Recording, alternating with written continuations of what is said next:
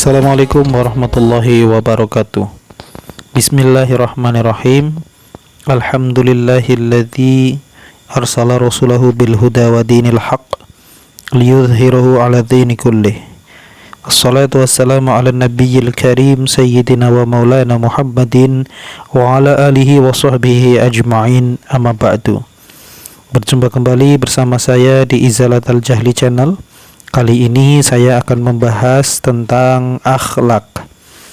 Pengertian akhlak adalah berasal dari kata jamak yang dari kata tunggal khuluq. Kata khuluq adalah lawan dari kata khalqun. Khuluq merupakan bentuk batin, sedangkan khalqun merupakan bentuk zahir.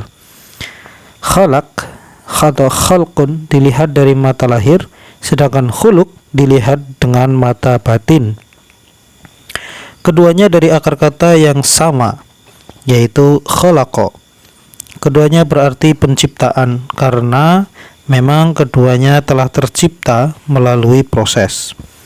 Khuluq atau akhlak adalah sesuatu yang telah tercipta atau terbentuk melalui sebuah proses. Karena sudah terbentuk, akhlak disebut juga dengan kebiasaan. Kebiasaan adalah tindakan yang tidak lagi banyak memerlukan pemikiran atau pertimbangan. Kebiasaan adalah sebuah perbuatan yang muncul dengan mudah. Ibnu Maskawayh mendefinisikan akhlak sebagai berikut. Al-khuluqu halun lin nafsi da'iyatin laha ila af'aliha min ghairi fikrin wala riwayatin. Akhlak adalah kondisi jiwa yang mendorong melakukan perbuatan dengan tanpa butuh pikiran dan pertimbangan. Sedangkan Imam Abu Hamid Al-Ghazali dalam bukunya Ihya Ulumuddin mendefinisikan akhlak sebagai berikut. Fal khuluqu ibaratun ngan hayatin fin nafsi rakhisatin nganha tasdurul af'alu bisuhulatin wa yusri min ghairi hajatin ila fikrin wa ruwiyatin. Akhlak merupakan ungkapan tentang keadaan yang melekat pada jiwa dan darinya timbul perbuatan-perbuatan dengan mudah tanpa membutuhkan kepada pemikiran dan pertimbangan.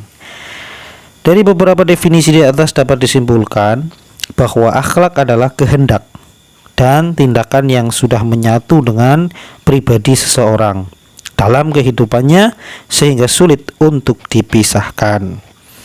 Dari beberapa definisi di atas, akhlak mengandung 4 unsur, yaitu adanya tindakan baik atau buruk, adanya kemampuan melaksanakan, adanya pengetahuan tentang perbuatan yang baik dan yang buruk, dan adanya kecenderungan jiwa terhadap salah satu perbuatan yang baik atau yang buruk. Pembagian akhlak. Keadaan jiwa yang ada pada seseorang itu ada kalanya melahirkan perbuatan terpuji dan ada kalanya melahirkan perbuatan tercela.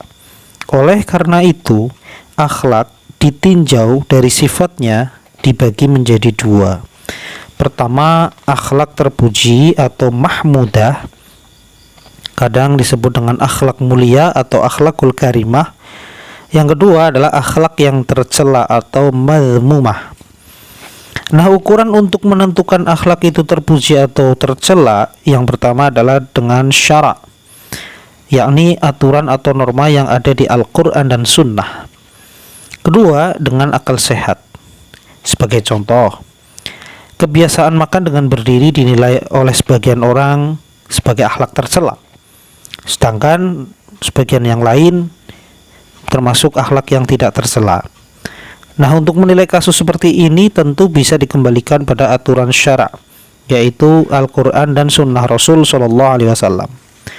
Sedangkan untuk menciptakan akhlak yang baik dibutuhkan adanya keseimbangan antara 4 kekuatan atau daya, yaitu kekuatan ilmu atau akal, kekuatan marah atau ghadab, kekuatan syahwat dan kekuatan adil terhadap kekuatan marah dan syahwat.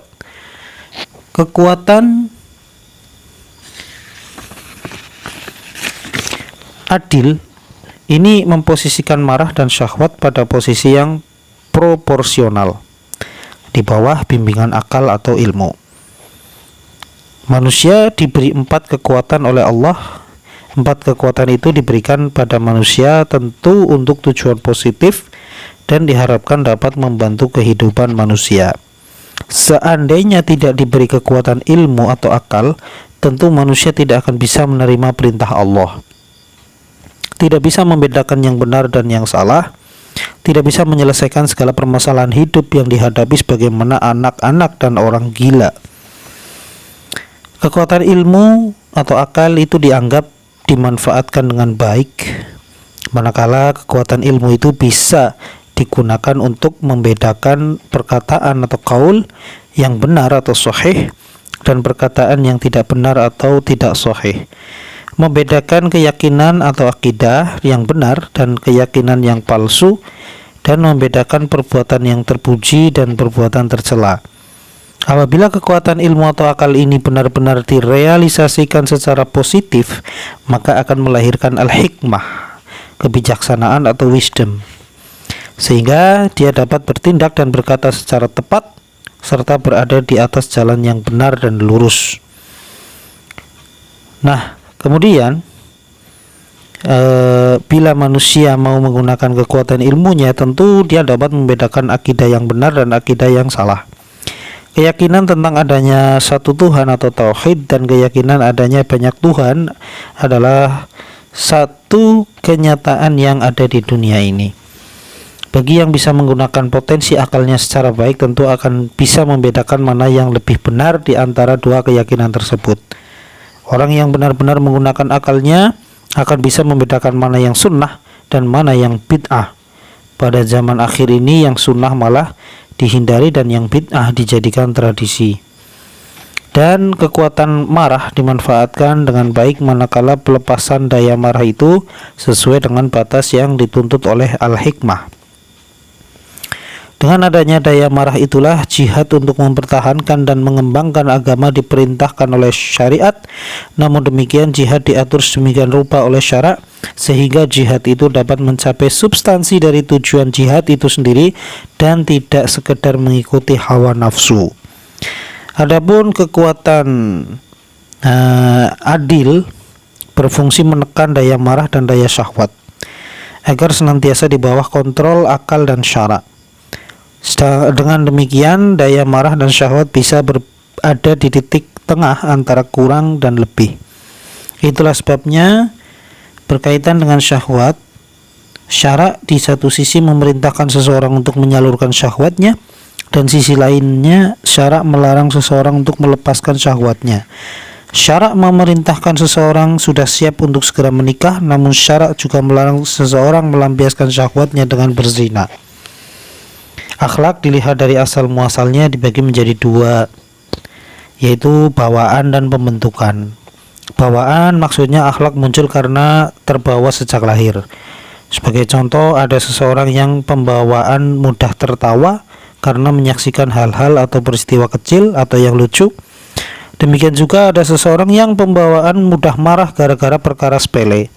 Sedangkan pembentukan artinya akhlak itu muncul dari sebuah proses pembentukan atau pembelajaran. Nah, kurang lebihnya begitu tentang akhlak. Mudah-mudahan bermanfaat. Apabila ada kekeliruan dalam pembacaannya atau penjelasannya bisa ditulis di kolom komentar ya. Assalamualaikum warahmatullahi wabarakatuh.